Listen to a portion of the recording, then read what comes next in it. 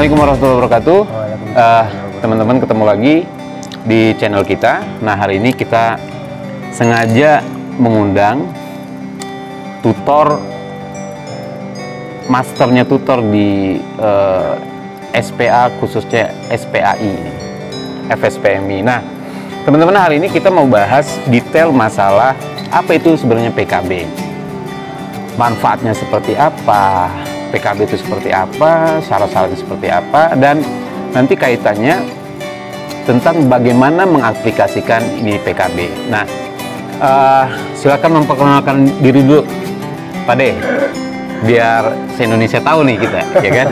Udah terkenal tuh dan ya. Baik, lanjut, Pak De. Ya, bismillahirrahmanirrahim. Assalamualaikum warahmatullahi wabarakatuh. Waalaikumsalam warahmatullahi Ya, perkenalkan ya, saya orang yang tidak terkenal nih. Ya, saya kebetulan di struktur kepengurusan BPSPAI, FSPMI periode 2021-2026 sebagai bidang pendidikan, yang mana bidang pendidikan ini sebenarnya sebagai salah satu bagian terpenting dari eksistensi serikat pekerja, karena serikat pekerja khususnya FSPMI ya, pendidikan ini menjadi salah satu platform hasil kongres dari FSPMI dari setiap periodenya, khususnya periode 2016, 2021 dan di periode berikutnya ya 2021-2006 yang baru dilaksanakan bulan Februari kemarin. Hari ini khususnya PCI SPMI DKI Jakarta sedang mengadakan pelatihan PKB, dan salah satu tutornya yang memang sengaja kita undang spesialis ini Bung Mubin. Nah, gini Bung, yang mau saya tanyakan sebenarnya PKB ini apa sih? Karena mungkin kalau di kalangan kita serikat pekerja PKB ini sudah sangat umum terdengar gitu ya, sangat benar-benar familiar. Tapi bagi kawan-kawan pekerja yang lain, kemungkinan kan mereka nggak tahu nih apa itu PKB. Nah, bisa nggak secara singkat Bung Mubin menjelaskan PKB itu apa sih sebenarnya? Ya, baik. Sebenarnya kalau mengacu dari pengertiannya ya, perjanjian kerja bersama tentunya ini adalah sebuah hukum tertulis ya antara pengusaha dan serikat pekerja yang secara kedudukan berarti lebih tinggi dari undang-undang ketenagakerjaan yang berlaku, karena ini ruang lingkupnya lebih spesifik mengacu ke internal masing-masing perusahaan, yang mana pembuatannya dilakukan bersama dengan serikat pekerja. Artinya PKB adalah perjanjian kerja bersama antara pengusaha dengan pekerja. Dengan pekerja yang diwakili oleh serikat pekerja tentunya. Oh, nah teman-teman, kita mau tanya nih, bisa nggak PKB atau perjanjian kerja bersama ini dibuat kalau di satu perusahaan itu tidak ada serikat pekerja? Ya, kalau tidak ada serikat pekerja tentunya akan sangat sulit direalisasikan ya, karena kita bicara tentang perjanjian kerja bersama, itu kita akan bicara tentang sebuah aturan mengikat yang tentunya dari isi baik kualitas maupun kuantitasnya pasti harus di atas undang-undang yang berlaku.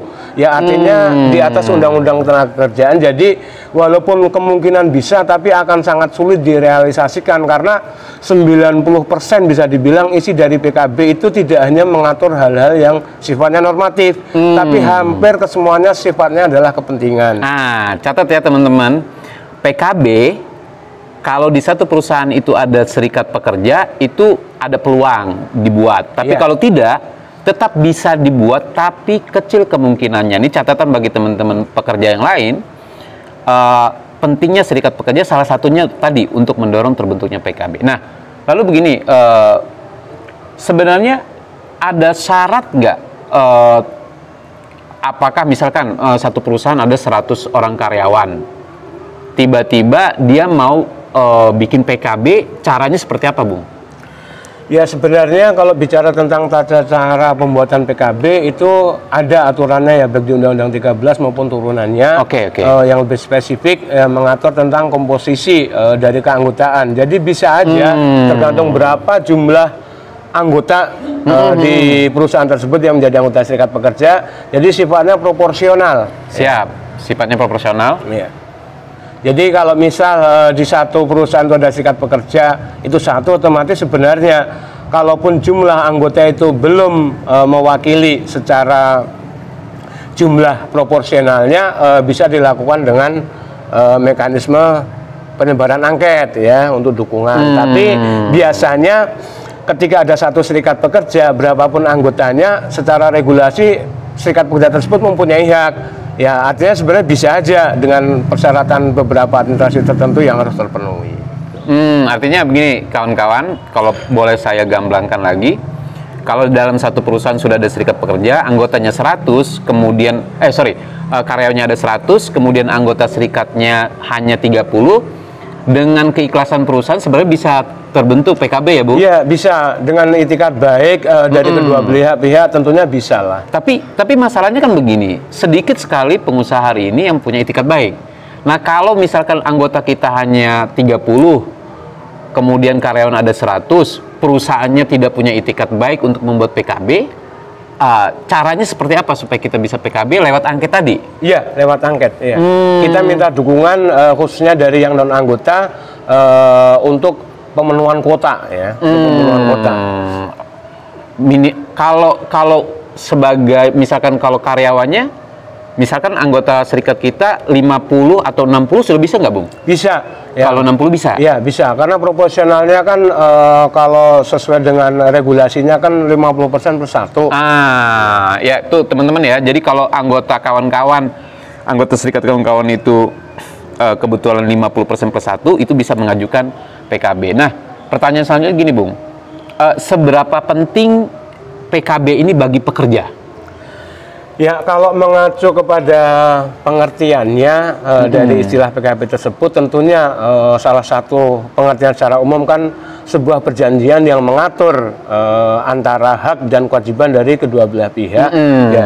Jadi selama ini banyak pekerja khususnya yang tidak berserikat itu kan nggak terlalu paham tentang hak dan kewajiban, khususnya nih ya yang perlu kita garis bawahi, hak dan kewajiban dari pengusaha.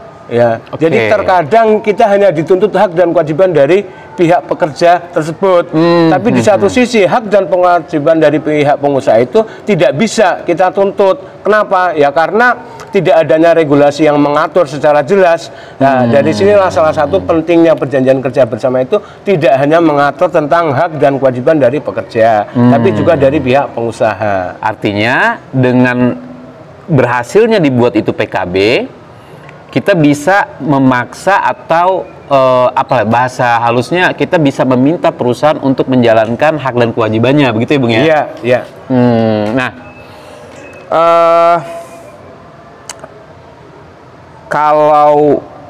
kalau perusahaan nih setahunya saya, Bung ya, itu kan di perusahaan itu kalau dia nggak ada PKB biasanya ada PP.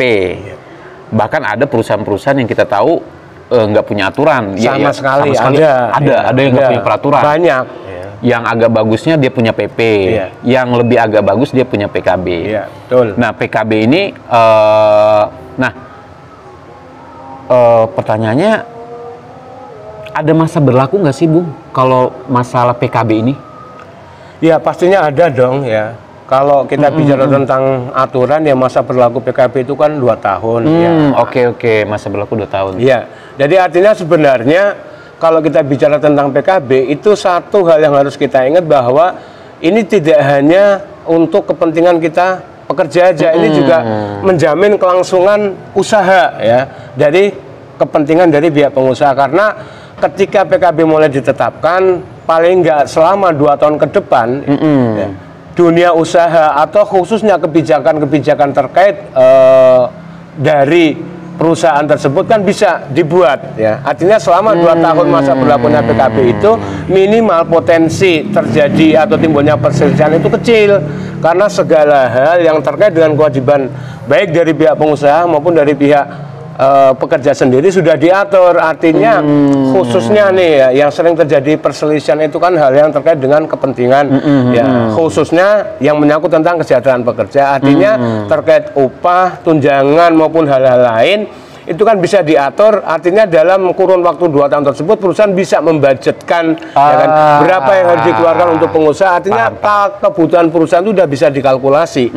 Catat tentu teman-teman. Jadi barusan penjelasan kita bisa tangkap, PKB ini kalau ditandatangani sebenarnya bukan hanya menguntungkan bagi pekerja, Tapi kalau dari sisi pengusaha, ini sangat menguntungkan karena di masa 2 tahun itu setelah disepakati aturan kerja, syarat kerja dan segala macam, itu bisa berjalan normal sesuai dengan aturan itu. Nah, sementara ini kan kita berpikirnya ini seolah-olah kayak melindungi pekerja aja nih, kita kayak merongrong pengusaha, ternyata tidak. Nah, Bung, terakhir, ini kan Bung Mubin sedang mengisi pendidikan PKB untuk salah satu PUK di Jakarta. Nah, harapan Bung dengan adanya pendidikan ini terkait PKB ini seperti apa? Ya, prinsip dasar dari perjanjian kerja bersama ini kan sebenarnya kan mengacu pada sosial dialog ya. Ya, artinya kita bicara tentang eksistensi serikat pekerja, ya kita akan bicara tentang sarana dan prasarana. Nah, salah satu tujuan dari serikat pekerja ini kan bagaimana menciptakan hubungan industrial. Dan salah satu sarana dari hubungan industrial itu adalah dengan adanya PKB. Dengan adanya PKB inilah salah satu ya kan wujud dari kesetaraan tersebut bisa kita ciptakan, bahwa antara kita dengan pihak pengusaha itu sebenarnya bisa bermitra, ya kan, bisa bermitra yang sebenarnya sangat saling menguntungkan, karena walaupun ya dengan adanya PKB itu ada beberapa kepentingan dari pihak pekerja ya kan yang harus terakomodir, tapi kan tetap aja mengacu pada sebuah kesepakatan.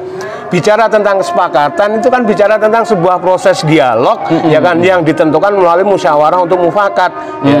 Jadi artinya kalau asumsi bahwa serikat pekerja ini selalu dinilai dari sisi negatif ya kan yang dianggap pokok itu sebenarnya terpatahkan dengan adanya PKB ya, karena dari proses pembentukannya, pembuatannya itu semuanya melalui mekanisme sosial dialog. Jadi sebenarnya ini juga wujud dari hubungan industrial Pancasila itu sendiri yang mengatakan bahwa ya prinsip dasar dari hubungan industrial Pancasila tersebut adalah sosial dialog. Artinya tidak ada satu hal pun ya kan yang dalam penetapannya, baik itu kebijakan yang menguntungkan kita serikat pekerja maupun yang menguntungkan pengusaha sendiri tanpa adanya sosial dialog ya. Baik. Ya, jadi sebenarnya itu ya. Jadi kita udah tangkap kawan-kawan, harapan dari adanya pendidikan ini selain tadi mendorong kawan-kawan di unit kerja bisa melakukan sosial dialog. Ini yang paling penting, kata kuncinya di sosial dialog, karena bermusyawarah hasilnya mesti baik. Dan saya pikir lewat tadi statement Bung Mubin ini menjadi himbauan secara khusus kepada pengusaha bagaimana ke depan meningkatkan dari yang tadinya mungkin tidak ada aturan, mungkin bisa naik menjadi ke peraturan perusahaan. Alangkah baiknya lagi sampai nanti di perjanjian kerja bersama. Nah, teman-teman, kiranya diskusi kita atau wawancara kita ini selesai dulu sampai di sini karena sudah menjelang maghrib. Nah, ini kita ucapkan terima kasih pada Bung Mubin sudah menyediakan waktu untuk kita. Terima kasih. Ya. Assalamualaikum warahmatullahi wabarakatuh. Waalaikumsalam warahmatullahi wabarakatuh.